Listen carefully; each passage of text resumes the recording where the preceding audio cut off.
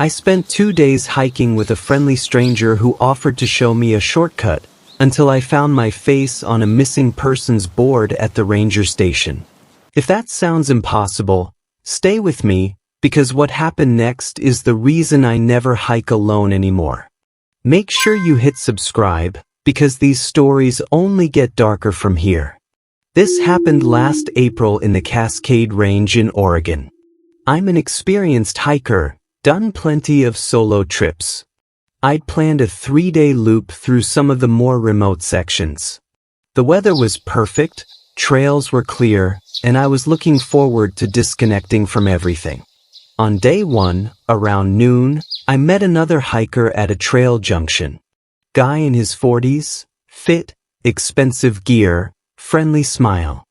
He introduced himself as Derek, said he was doing the same loop I was. We chatted for maybe 20 minutes about the trail conditions, best campsites, the usual hiker small talk. Before we parted ways, Derek mentioned he knew a shortcut that would save me about 3 miles and take me past this incredible overlook most people never see. He offered to show me since we were heading the same direction anyway. It seemed harmless. We'd been talking for a while, he seemed knowledgeable, and saving 3 miles sounded great. The shortcut started normal enough. Clear game trail, decent footing. But after about 30 minutes, the trail got narrower. Then it basically disappeared. Derek kept saying it was just ahead, that he'd done this route dozens of times. That's when I noticed something odd. Every time I suggested we turn back, Derek would point out something interesting to distract me. A rare bird, unusual rock formation, always something to keep me moving forward. And we were definitely going downhill, which didn't make sense if we were supposed to reconnect with the main trail. After another hour, I checked my GPS. We were now 2 miles off any marked trail, heading deeper into a canyon system. I told Derek we needed to go back. He smiled and said we were almost there, just another 20 minutes. I stopped walking. I told him I was heading back right now. That's when his demeanor changed. The friendly smile dropped. He said, "You're not going anywhere." My stomach dropped. He stepped closer and told me very calmly that I could do this the easy way or the hard way, but either way, I was coming with him. He was bigger than me, and we were miles from anyone who could help. I did the only thing I could think of. I ran. I crashed through the underbrush, sliding down loose scree, not caring about the noise I was making. I could hear him behind me, not running, just walking steadily. He kept calling out that I was only making it worse, that I couldn't outrun him in his own territory. His own territory. That phrase made my blood run cold. I ran for maybe 15 minutes before I couldn't anymore. My lungs were burning, legs shaking. I found a dense thicket of brush and wedged myself inside, trying to control my breathing. I could hear him walking nearby, stopping every few feet. He said, "I do this loop 4 times a month. I know every inch of these woods. You're going to get hurt out here, and then I'll find you anyway." He was hunting me. I stayed hidden for almost 2 hours, completely silent, until I couldn't hear him anymore. When I finally crawled out, the sun was setting. I was lost, exhausted, and terrified. I picked a direction that seemed uphill and started climbing. It took me 6 hours to find the main trail. 6 hours of scrambling in the dark, constantly listening for footsteps behind me. When I finally saw the trail marker, I almost cried. I hiked through the entire night, didn't stop until I reached the ranger station at dawn. I was dehydrated, scratched up, and probably in shock. The ranger took one look at me and sat me down. I told him everything. Described Derek in detail. The ranger's face went pale. He turned his computer screen toward me. There was a missing persons bulletin. 4 hikers had vanished in that area over the past 18 months. All solo hikers. all on the same trail loop I'd been doing. And there was a composite sketch of a person of interest. It was Derek. The ranger explained they'd been tracking a pattern. Someone was befriending solo hikers, leading them off-trail to a remote area, and they were never seen again. They had no idea what happened to the victims. No bodies had been found. But here's what made me go cold. The ranger pulled up another screen. My face. My photo from my trail permit. It was already in their system, flagged as a potential missing person. My emergency contact, my sister, had reported me overdue by 12 hours. If Derek had succeeded, I would have just been another name on that list. Another person who walked into the woods and never came back. They organized a massive search of the area I described. Brought in dogs, search and rescue. 3 days later, they found something. A concealed campsite about 4 miles off-trail, deep in that canyon. Multiple tents, supplies for long-term stays, and a collection of personal items. Driver's licenses, phones, wallets. 8 different people. Only 4 matched the official missing persons cases. They never found Derek. He vanished. His campsite was abandoned in a hurry, like he'd cleared out the moment I escaped. The police told me I was lucky. Based on the evidence they found, I wasn't meant to be killed quickly. The campsite suggested he was keeping people alive for a while. They wouldn't tell me more than that. I still hike, but never alone. And I never, ever follow shortcuts from friendly strangers, no matter how experienced they seem. Because Derek is still out there. And according to the police, he's probably already set up somewhere new, waiting for the next solo hiker to trust him.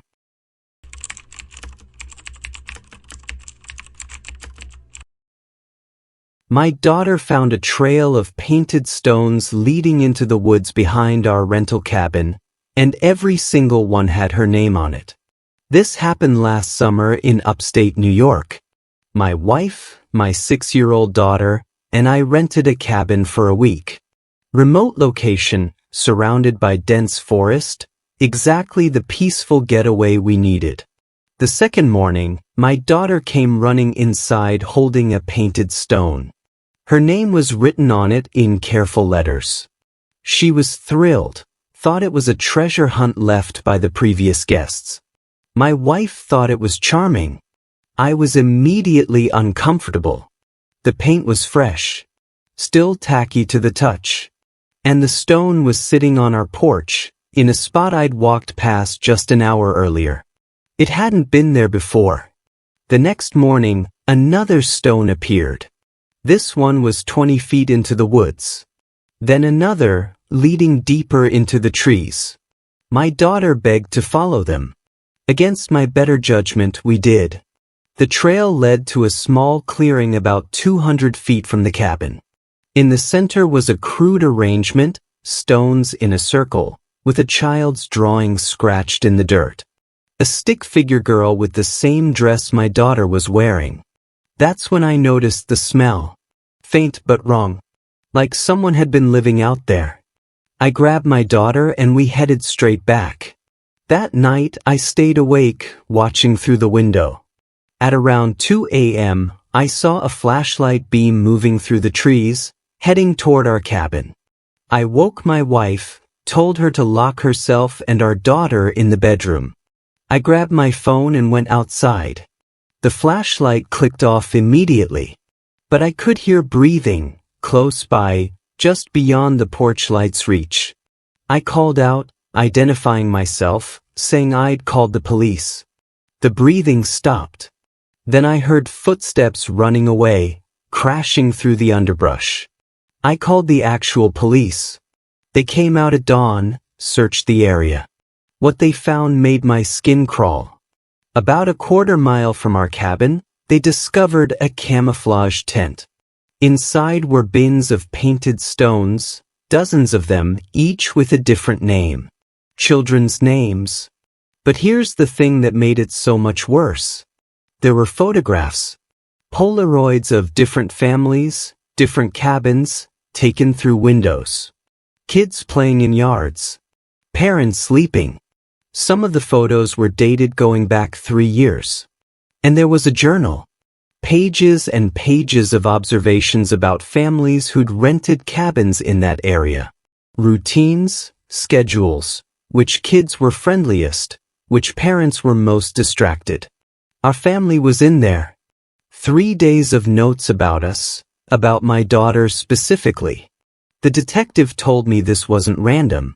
Whoever was doing this had been selecting targets carefully, studying families, using the painted stones to lure children away from their parents. The stones created trust, made it seem like a game. They found a list in the journal. Names of children with check marks next to them. My daughter's name was at the bottom, no check mark yet. The detective wouldn't tell me what the check marks meant, but his face said enough. They connected the campsite to 4 missing children cases over the past 2 years. All from families renting remote cabins. All had reported their child talking about a treasure hunt with painted stones before they disappeared. We left that day. Didn't even pack, just threw everything in the car and drove. The policeman told me we'd likely interrupted something that was about to happen. If we'd stayed one more night, if my daughter had followed those stones alone while we were distracted, they never caught the person. The campsite was abandoned within hours of the police finding it. Whoever it was had been watching, knew the police had come, and vanished into the woods. 3 months later, I got a call from the police. Another family, different state, different cabin rental. Their daughter found painted stones with her name on them. Same pattern. Whoever's doing this is still out there, still targeting families, still playing their sick game. They move from state to state, forest to forest, always finding isolated cabins where families think they're safe. We don't rent cabins anymore. And I've taught my daughter that if anyone, anywhere, ever leaves something with her name on it that we didn't put there, she runs and finds me immediately. Because painted stones aren't innocent anymore. They're a predator's calling card.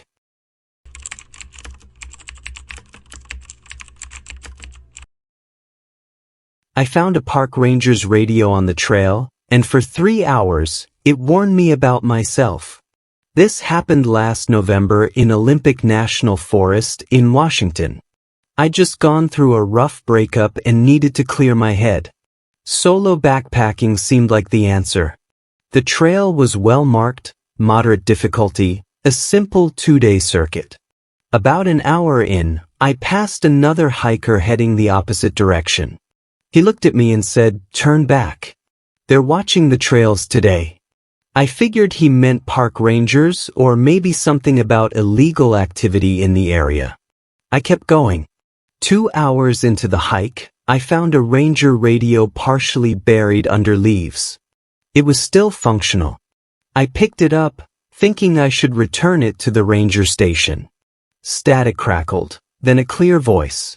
"Dispatch, we've got a 10 to 56 on Trail 7. Male mid-30s solo. Proceeding on foot. I'm on Trail 7. I'm male mid-30s solo." I laughed it off. Had to be another hiker ahead of me they were talking about. 20 minutes later, the radio crackled again. Subject is maintaining northeastern trajectory. No acknowledgement of warnings. Recommend intervention at mile marker 4. I checked my GPS. I was approaching mile marker 4. My heart started pounding.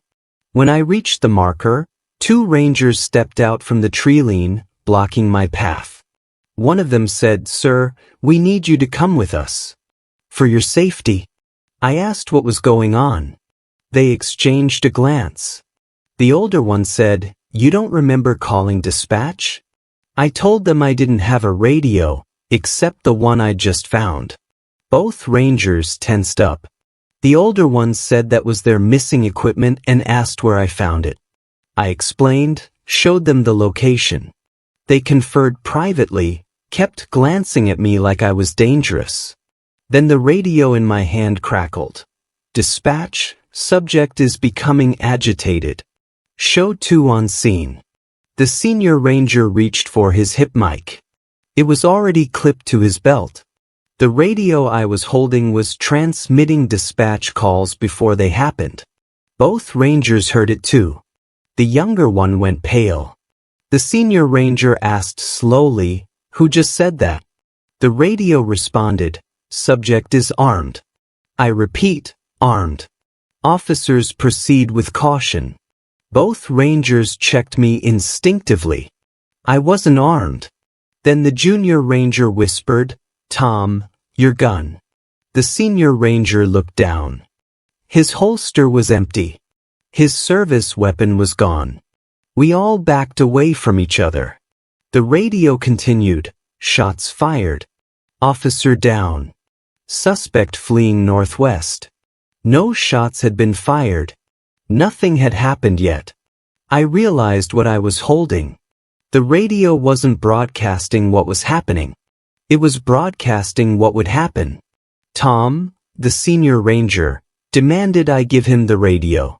I hesitated. If I handed it over, would that cause the future it described? The radio crackled. Second officer wounded. Calling all units.